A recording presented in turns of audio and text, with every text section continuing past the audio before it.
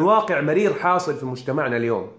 البنت إذا أعطيتها حقوقها كرجل، حقوقها واجباتك، ترى تعطيك من غير ما أنت تطلب. العطاء عند المرأة تلقائي.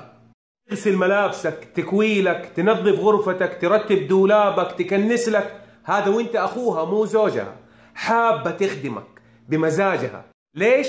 لأنك أنت إنسان رجل، أخ تعتمد عليه، سند، فهي تعطيك بدون مقابل. موسى عليه السلام لما أمه وضعته في التابوت ووضعته في النهر، مين اللي راقبته؟ مين اللي دلت الفراعنة على أمه؟ مين اللي حافظت عليه؟ أخته. وقالت لأخته قصيه فبصرت به عن جنب وهم لا يشعرون. تراقبوا من بعيد. الأخت يا جماعة، إذ تمشي أختك فتقول هل أدلكم على من يكفله فرجعناك إلى أمك كي تقر عينها ولا تحزن. الأخت.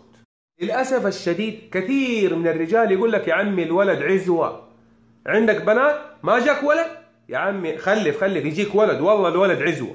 بالفعل الولد عزوة، لكن مو شرط، مو مطلقا، ممكن يكون عاق، عاصي. كم من بنت نشوفها في مجتمعنا اليوم ب10 رجال. بعض البنات أقسم بالله العظيم أنا جاتني حالات شخصيا ألحدت، أنكرت وجود الله بسبب أخوها. والله رسول عليه الصلاة والسلام، نبيك محمد صلى الله عليه وسلم، وحيد أمه وأبوه، ما عنده أخوان وأخوات، بس عنده أخوان وأخوات من الرضاعة. من الرضاعة، بس رضعت معاه وهو صغير. ما هي زي أختك شقيقتك من لحمك ودمك من بطن وحدة. بالله أسمع القصة دي بقلبك. الشيماء بنت الحارث أخت الرسول عليه الصلاة والسلام من الرضاعة، يوم من الأيام وقعت في الأسر، صارت أسيرة، فجاءت عند الرسول عليه الصلاة والسلام قالت يا رسول الله إني أختك من الرضاعة. قال وما علامة ذلك؟ مو فاكرها عليه الصلاة والسلام، بيتأكد إنها أخته. قالت عضة عضضتنيها في ظهري وأنا متوركتك. وإحنا صغار كنت شايلتك وعضيتني في ظهري، فافتكرها عليه الصلاة والسلام. عارف إيش سوى عليه الصلاة والسلام؟ فسخ رداءه وفرشه على الأرض وجلسها عليه وخيرها اختاري، زي قولتنا كده أنت تأمري. إن أحببت فعندي محببة مكرمة، وإن أحببت أن أمتعك فترجعي إلى قومك فعلت. فقالت بل تمتعني وتردني إلى قومي، فردها إلى قومها وأعطاها غلام جارية. والله أعجز. بعض الرجال يقدم زوجته ورضاها على أخته. أنا ما أقول لك قدم أختك على زوجتك، لكن أعطي هذه حقها وهذه حقها، لا تهينها. اللي فيها مكفيها، مطلقة معلقة عانس أيا كان، تجيبها عندك في البيت وتهينها، وزوجتك تهينها وعيالك يهينوها. يا لطيف. كلنا نعرف حديث الرسول عليه الصلاة والسلام، اللي عنده 2 أو 3 بنات ويحسن تربيتهم له الجنة. انت عارف انه هذا الموضوع ينطبق على الأخت. قال عليه الصلاة والسلام لا يكون لأحد 3 بنات أو 3 أخوات أو ابنتان أو أختان فيتقي الله فيهن ويحسن إليهن إلا دخل الجنة. أخواتك باب للجنة. الصحابي جابر بن عبد الله أبوه مات في معركة أحد، استشهد وترك لولده جابر 6 أخوات، مو 1 ولا 2 ولا 3، 6 أخوات.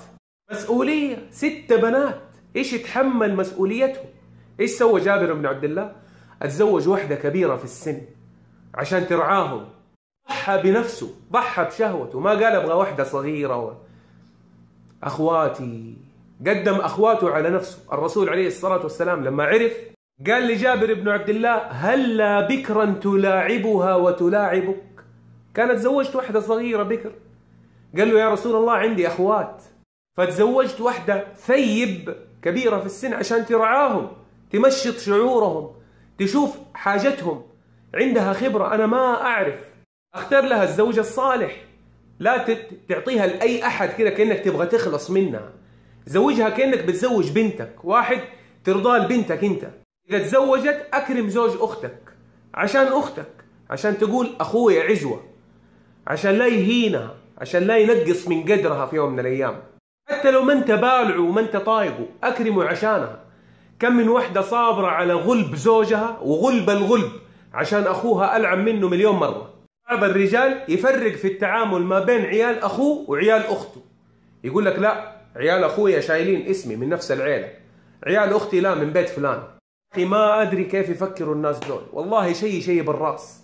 عيال أختك تكسر قلب أختك وخاطرها عشان كلام فاضي؟ لا لقب وما لقب. آخر شيء أذكرك إنك حتتحاسب يوم القيامة على هذا التعامل مع أخواتك، وانتبه يتم الهجوم على الإسلام بسبب باب أنت فتحته.